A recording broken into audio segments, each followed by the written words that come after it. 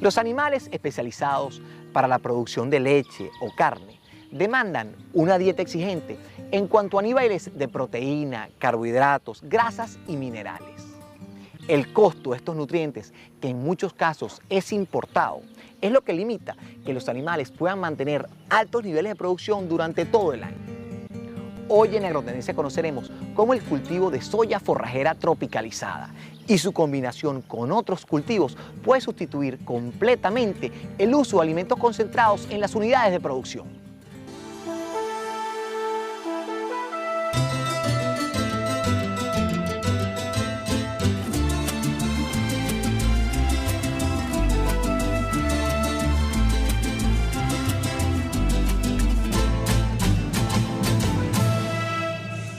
La planta de soya es originaria del continente asiático y fue domesticada por los chinos en ambientes con clima subtropical y templado.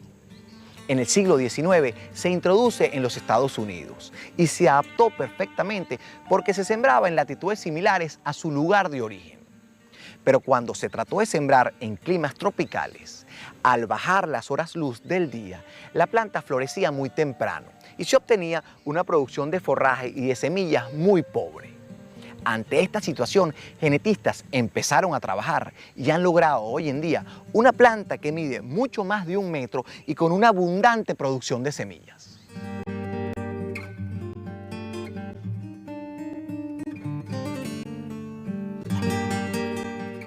Trajimos material del sur de los Estados Unidos, del norte de Brasil. Gastamos varios años tratando de seleccionar un material bien adaptado y nunca lo logramos. Durante la época en que se cultiva la soya, los días no superan o difícilmente superan las 12 horas de luz en un día. Y traemos un material que está adaptado a 13 horas o 14 horas de luz en un día.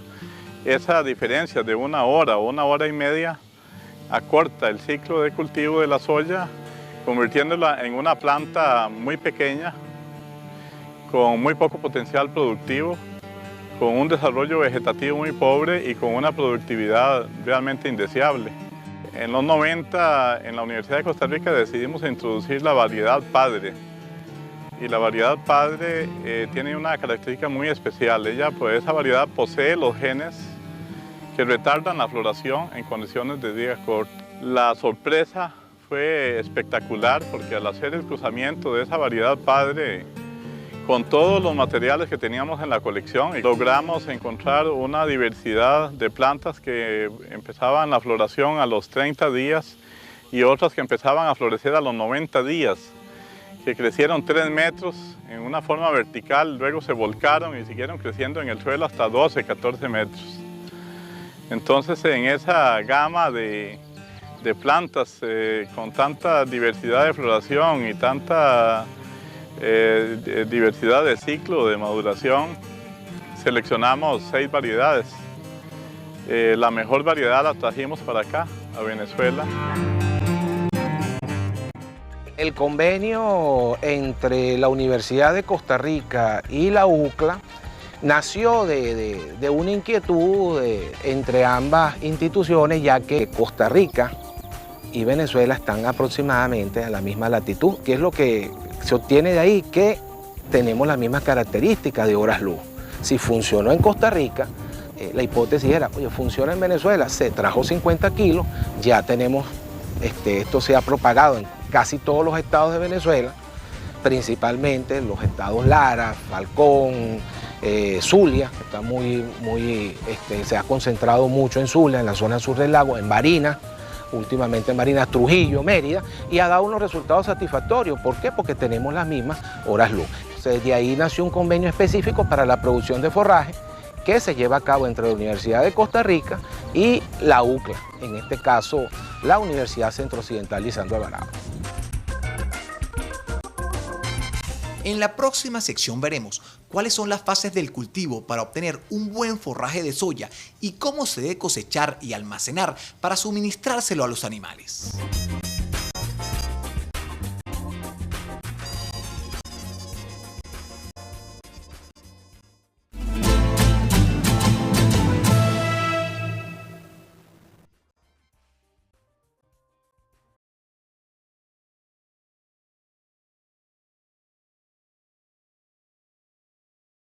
La preparación de suelo para sembrar soya es similar a la que se utiliza en la mayoría de los cereales.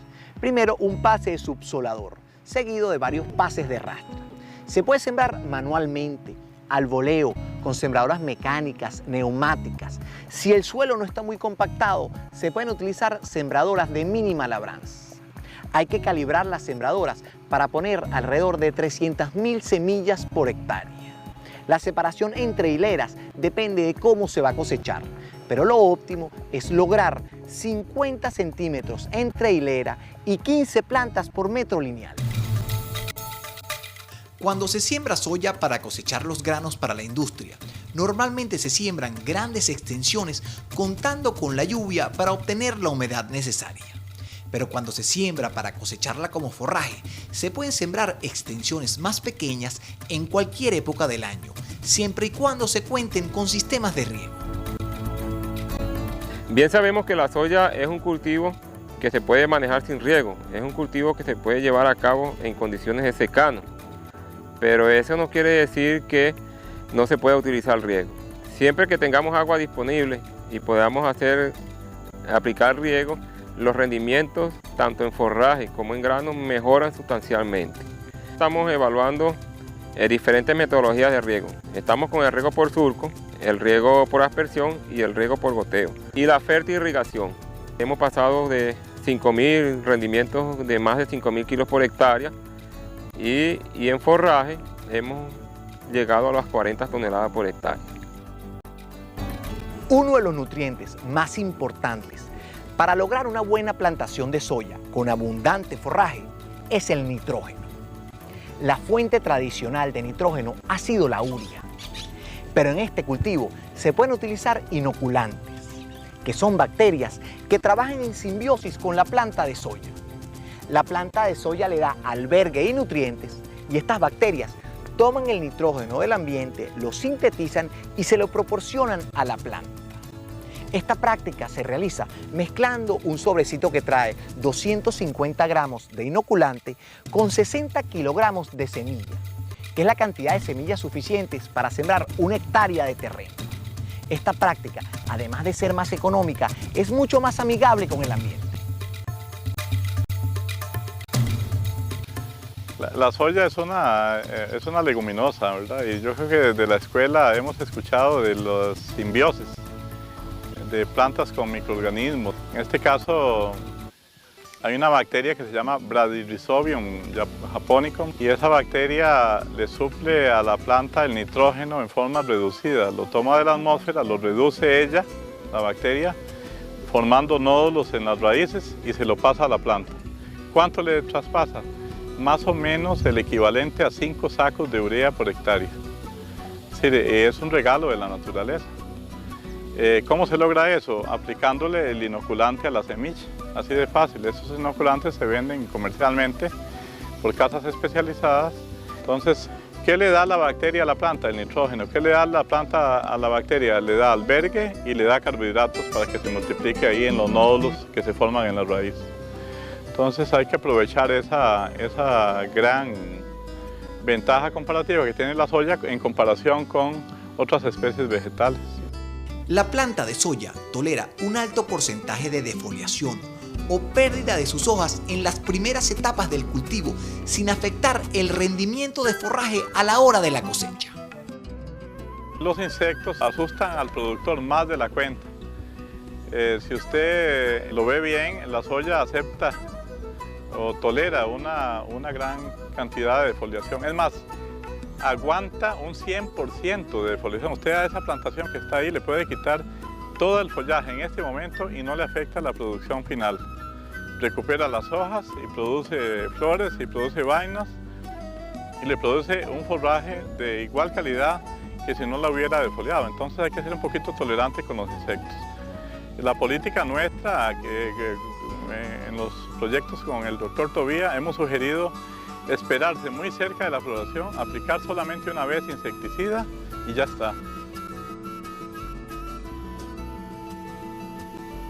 Lo que se busca en un buen forraje de soya es que la planta contenga gran cantidad de semillas, porque es en esta parte de la planta que se concentra la mayor cantidad de proteínas, energía y grasa.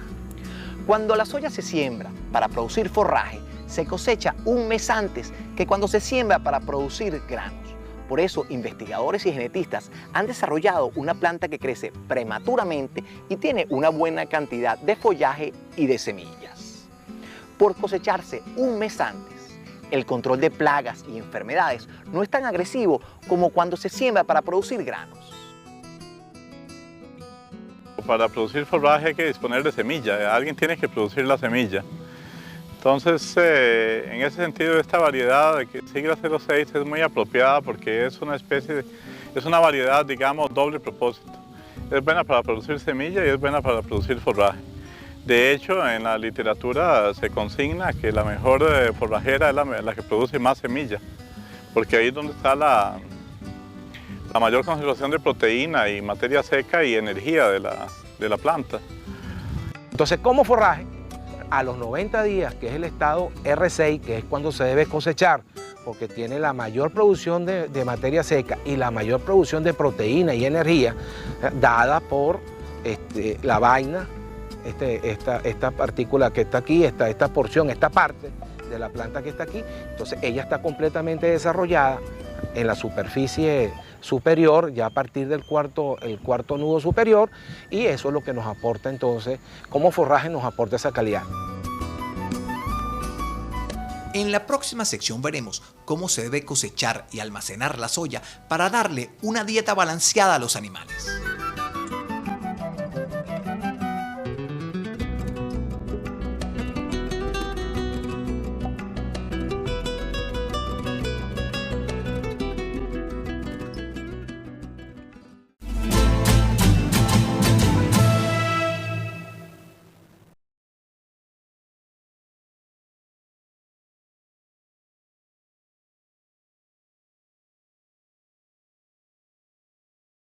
La mejor manera de conservar el forraje de la soya y podérselo dar a los animales durante todo el año es mediante el uso de silos, porque además da una cantidad de beneficios adicionales. Pero para poder ensilar la soya hay que mezclarlo con una buena fuente de carbohidratos, porque sus niveles no son suficientes para lograr una buena fermentación en el silo. Se ha trabajado con maíz molido, con sorgo y con melaza, pero los mejores resultados se han obtenido con forraje de maíz, porque además se obtiene un silo bastante balanceado en cuanto a nutrientes. El forraje de soya solo no ensila. ¿Por qué? Porque le falta, en este caso, ella es baja en carbohidratos solubles y tiene altas concentraciones de buffer, de alcalinizantes. Eso impide que el pH baje y se formen una cantidad suficiente de ácidos orgánicos, ácido láctico y ácido acético. ¿Qué es lo que sucede cuando se ensila sola? Hay altas producciones de butírico por las altas concentraciones de proteína que tiene ella, entonces se degrada y se degradan una serie de compuestos, forma butírico, y el butírico da un olor putrefacto, los animales no lo consumen. Entonces, ¿qué necesita ella? Necesita una fuente de carbohidratos solubles como la que ustedes ven atrás, que es el maíz. Aparte, el maíz le da volumen, o sea, la producción de biomasa en maíz tiende a ser mayor, tiene carbohidratos solubles, ensila fácilmente y cuando se combina con soya, entonces hacen una mezcla perfecta, un matrimonio perfecto. Es natural pensar que si se va a fabricar un silo mezclado, forraje de soya y de maíz, ¿por qué no se siembran juntos como cultivos asociados? Pero hay que tomar en cuenta que el maíz es una gramínea de porte mucho más alto que la planta de soya, y este le va a impedir la entrada de luz a la soya y no se va a poder desarrollar adecuadamente. Por lo tanto, hay que planificar muy bien la fecha de siembra de cada cultivo. Se debe sembrar la soya y a los 15 días sembrar el maíz. La soya se debe cosechar cuando los granos han llenado completamente la vaina. Y en el maíz, el grano dentro de la mazorca debe tener una consistencia pastosa. Generalmente lo que se siembra es la misma área de soya y de maíz.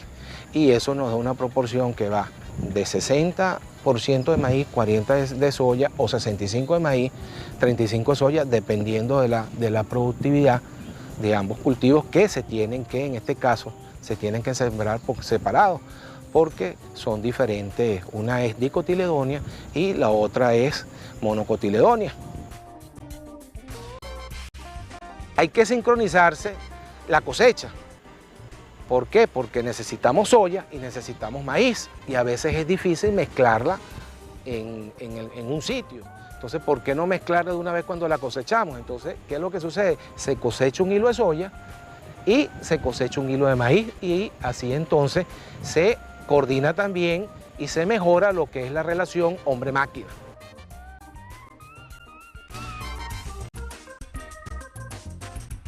La siembra de soya como recurso forrajero para poder mantener buenos niveles de producción de leche y de carne durante todo el año es una tecnología aplicable a pequeños, medianos y grandes productores.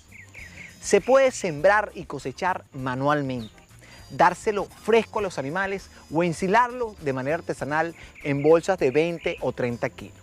Pero también existe una amplia gama de maquinarias que hacen el trabajo bastante eficiente dependiendo del tamaño de cada unidad de producción.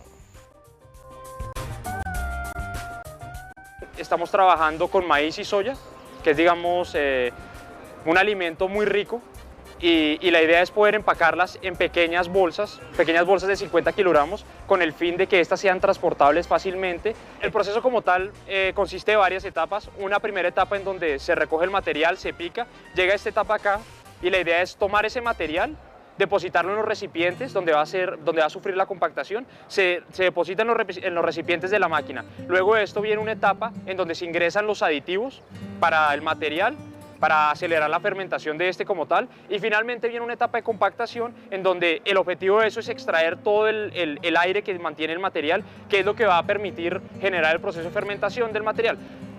Luego de eso se extrae la bolsa, se hace un amarre y se empieza a almacenar.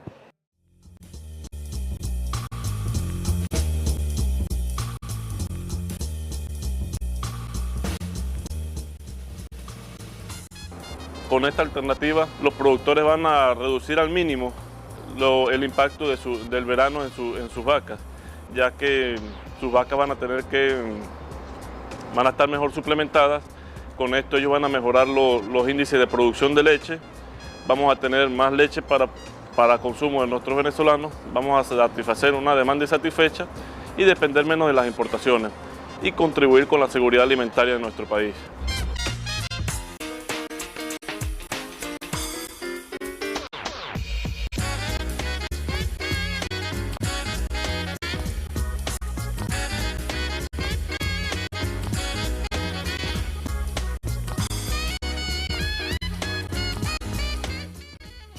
El precio de las materias primas que se utilizan en la elaboración de alimento concentrado balanceado para animales ha aumentado en los últimos tiempos de manera nunca antes vista, sobre todo la del maíz, por su uso alterno como combustible. Como hemos visto hoy, el costo de la fabricación de forraje de soya y maíz fermentado siempre estará por debajo del costo del alimento concentrado, y con la seguridad de que le estamos dando todos los nutrientes durante todo el año para mantener unos altos niveles de producción. Muchísimas gracias por acompañarnos y esperando que este programa les haya sido útil y de su agrado, nos vemos en la próxima edición de Agrotendencia.